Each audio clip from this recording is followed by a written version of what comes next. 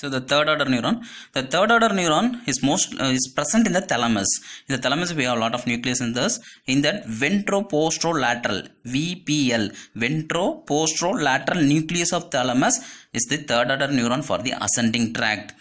Okay, the important note, all the sensation passes through the thalamus. Every sensation what we studied, all the sensation passes through the thalamus except olfaction. Only the olfaction does not passes through the thalamus. So the thalamus, the third order neuron, the nucleus of the third order neuron is ventroposterolateral nucleus of thalamus. So briefly we will see the three order neurons once again.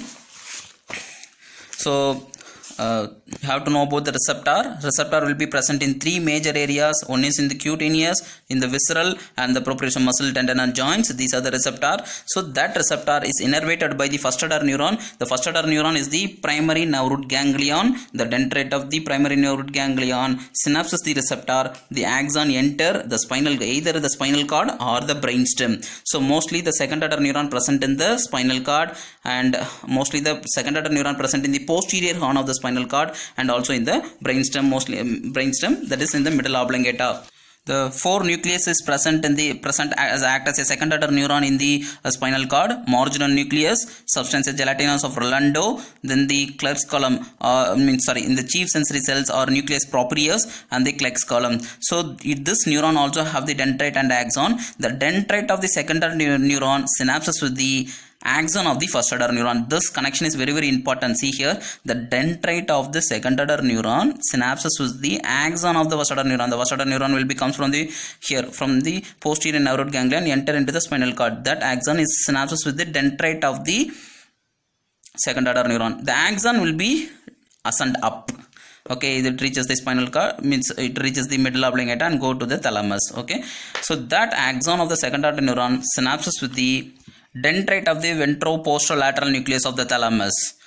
Okay, so this axon of the second order neuron fiber ascend up, passes through the midbrain, passes through medulla, pons, midbrain, and reaches the thalamus. In the thalamus, it will be synapses with the dendrite of the ventroposterolateral nucleus of the thalamus. Then the axon of this nucleus will be reaches the center. Mostly it reaches the somatosensory area, that is parietal, that is present in the parietal lobe. In the parietal lobe, the somatosensory area is 312. That's a Brodmann area, 312 somatosensory area. Okay. Now we will see deeply about dorsal column. So dorsal column, okay, is otherwise called as posterior column. Dorsal column is otherwise called as posterior column. I will tell why we call this posterior column. Okay, and then fasciculus gracilis, fasciculus cuneatus is otherwise called as. Then tract of Gall, the name of the scientist. Tract of Brugge. So these are the other name of dorsal column. All this or as only one tract, that is dorsal column, or other posterior column, fasciculus gracilis, fasciculus cuneatus, tract of Gall, or tract of Brugge. These are the other name of dorsal column. What is the function? It has the main function. It carries so many sensation: fine touch, tactile localization. Localization means you can localize, ask the subject. If the patient, doctor and patient is there, the doctor will ask the patient or subject to close the eye, and he, with the help of the cotton, he will touch it very finely. Then the doctor will ask the subject whether you can feel or localize it. Can you localize it where I touch that, touch it with the cotton? So like that is tactile localization. 2-point discrimination. The patient have to identify the 2-point. Vibration, you know that. Sense of position. So where the hand is present, whether it is present in down or up, like that, sense of position. Proprioception and stereognosis. Stereognosis means ask the subject to close the eye. You want to give a known object. Example, coin, pen, rubber, like that, eraser, like that. So the patient will, or the subject or patient touches the object with closed eye and identify the object. That is called stereognosis. So these are the function of dorsal column. So for this sensation, for all this sensation, the dorsal column take the sensory information and reaches the brain. So here we'll see about whatever the tract, we have will start with the receptor and then the first order neuron. Here these are the sensation. A different type of receptor will be present either in the organs or muscle and tendons and joints or in the cutaneous. Okay, the first order neuron, here the first order neuron for dorsal column is the posterior nerve root ganglion. We already studied where the posterior nerve root ganglion is present. The second order neuron is nucleus gracilis and nucleus cuneatus. Okay, it is not present in the spinal cord.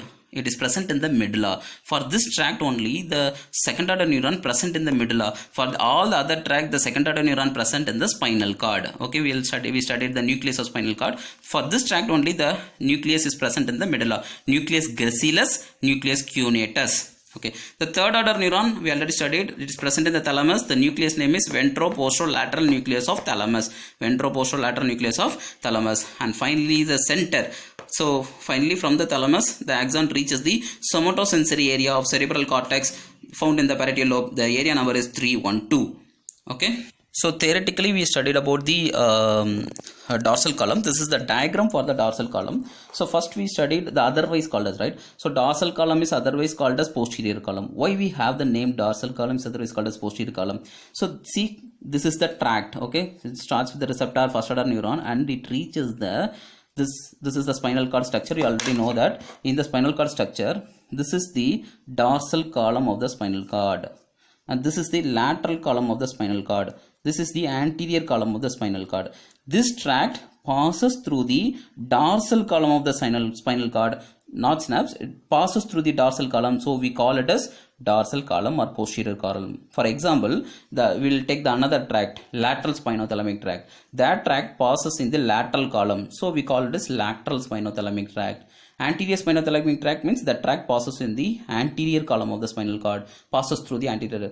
So we call it as anterior spinothalamic tract. So if the tract passes in particular column, we call that name. Anterior means anterior, lateral means lateral, like that. So we call this as the dorsal column and posterior column. And also in the spinal cord, this space we call it as fasciculus gracilis and this space we call it as fasciculus cuneatus. Cuneatus is always present lateral, gracilis is always present medial. The tract also passes through this area. See, this is the tract, this passes through this fasciculus gracilis and cuneatus. That's why we call it as fasciculus gracilis and fasciculus cuneatus.